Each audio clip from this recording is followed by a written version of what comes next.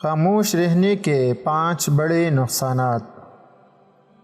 Number 1، لوگ آپ سے دوستی نہیں کریں گے کیونکہ ان کے لیے آپ کو سمجھنا اور جاننا مشکل ہوتا ہے۔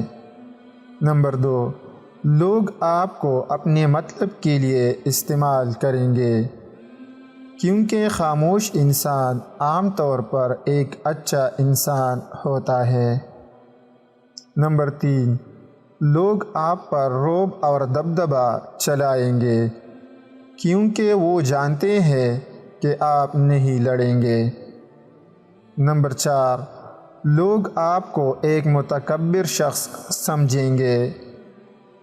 نمبر 5، لوگ سوچیں گے کہ آپ ایک شرمیلے انسان ہیں، لہٰذا کبھی کبھی خاموش رہنا ٹھیک ہے لیکن ہر وقت خاموش نہ رہے۔ مزید یہ کہ جب آپ کی اقدار پر حملہ کیا جائے تو خاموش نہ رہے کیونکہ لوگ آپ کو کمزور اور بزدل سمجھیں گے۔ خاموشی بہت اچھی عادت ہے اگر آپ اسے مناسب وقت اور حالات پر استعمال کرتے ہیں۔